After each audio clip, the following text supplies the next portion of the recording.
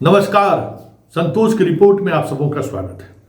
और आज हम संतोष की रिपोर्ट में चर्चा करने जा रहे हैं, क्या बिहार में फिर से खेला होने वाला है।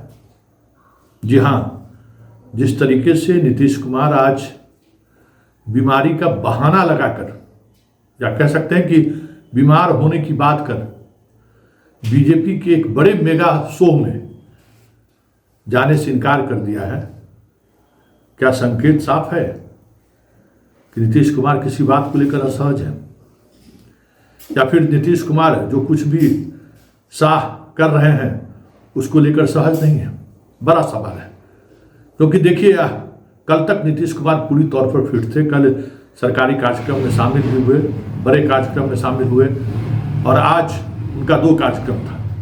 एक ग्लोबल मीट जिसको बहुत ही ताम झाम के साथ बीजेपी आयोजित किया था।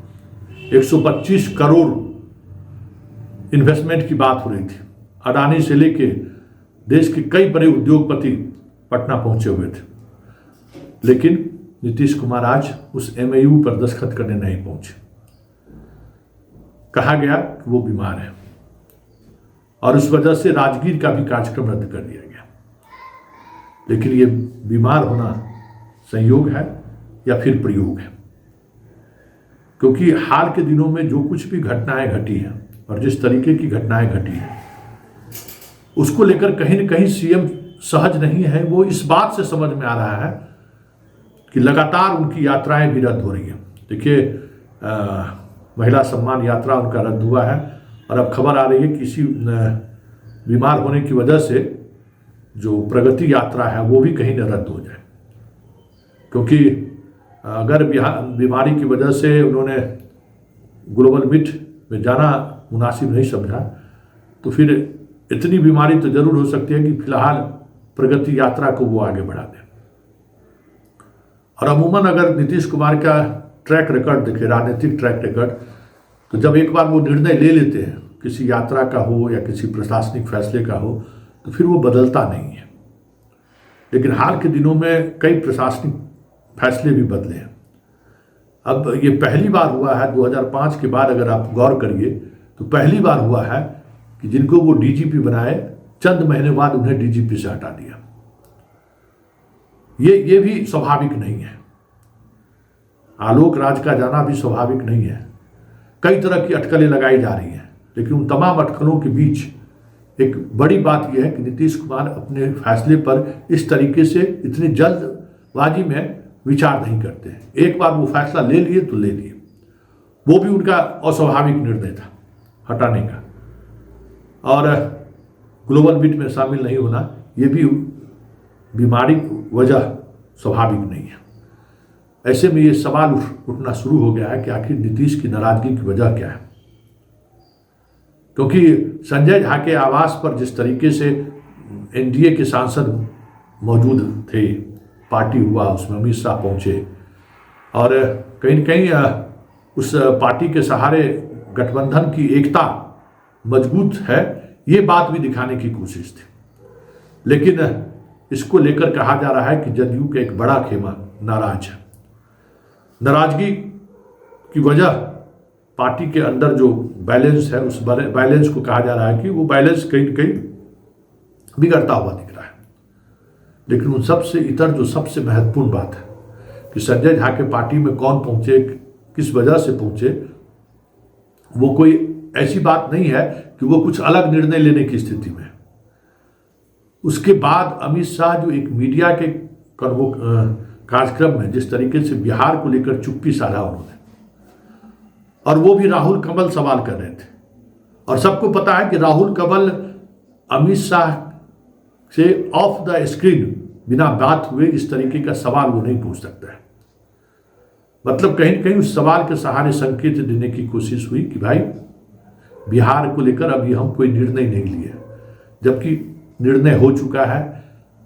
सारे नेता बीजेपी के ऊपर से लेकर नीचे तक हमेशा बोलते रहते हैं कि भाई हमें जो है सो नीतीश जी के नेतृत्व में चुनाव लड़ना है। ऐसे में शाह की चुप्पी कहीं न कहीं नीतीश को असहज किया है।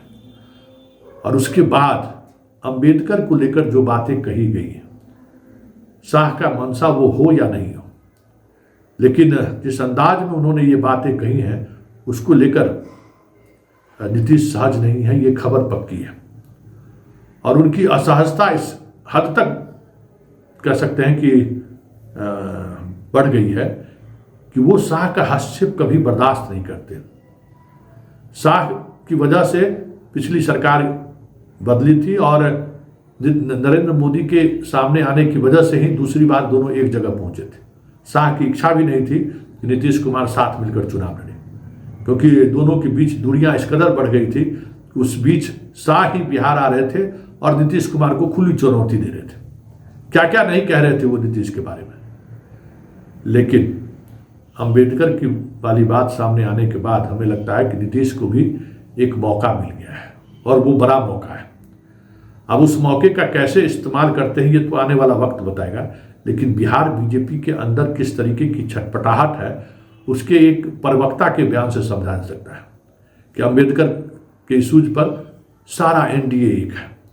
क्योंकि कहीं न कहीं ये सवाल अब उठने लगा है कि नीतीश का आज का नहीं जाना संकेत तो साफ है कि नीतीश सहज नहीं है। तो आखिर प्रवक्ता ने कहा क्या है ये भी समझने वाली बात है। अरविंद सिंह है, लेकिन अरविंद सिंह प्रवक्ता ऐसे प्रवक्ता हैं जो बिना इजाजत के एक कदम भी आगे नहीं बढ़ाते हो। उन्होंने कुछ कहा है उसके पीछे कहीं न कहीं पार्टी का कोई बिटवीन द लाइन रहा होगा। पार्टी की तरफ से उन्हें निर्देशित किया गया हो कि ये बोलना है।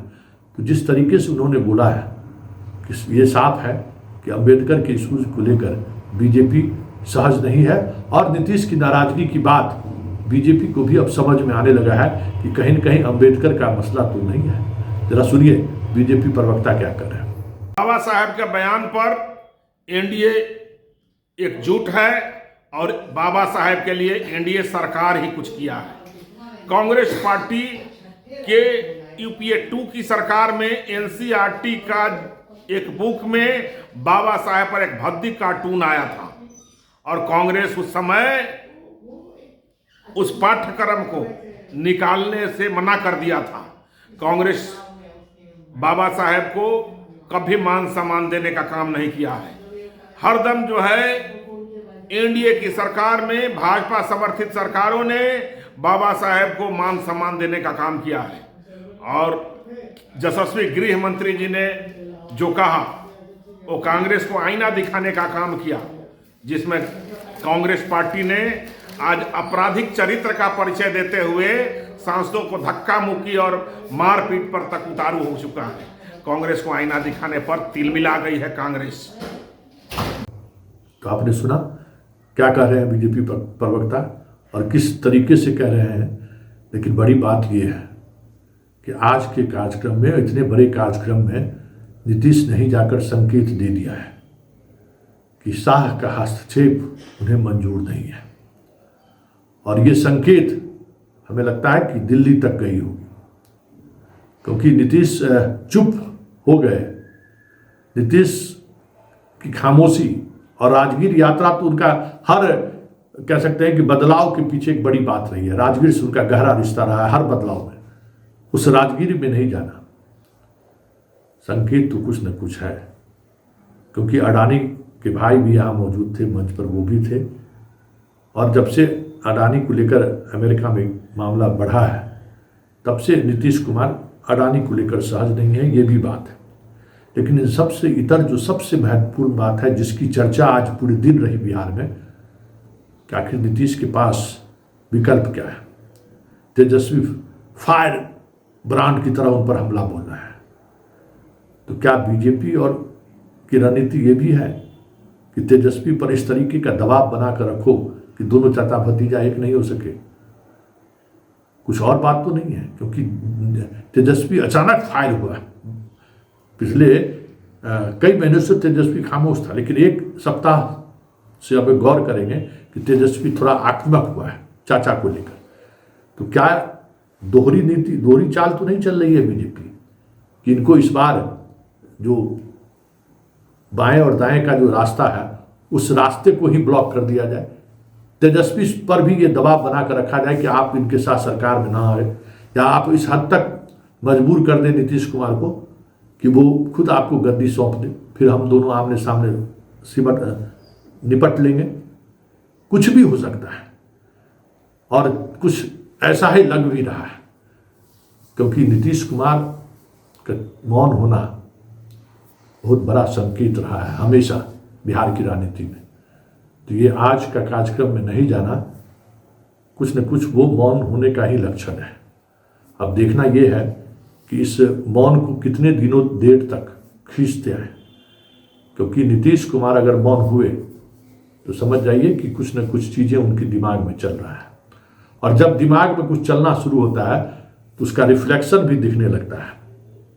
तो ये एक पॉजिटिव रिफ्लेक्शन है, लेकिन इसका ये मतलब नहीं है कि वो गठबंधन तोड़कर आरजेडी के साथ सरकार बना ले। लेकिन एक बात तय है कि आज के रिफ्लेक्शन से उन्होंने इतना तो संदेश दे दिया है कि शाह की दखलंदाजी मुझे आज भी बर्दाश्त नहीं।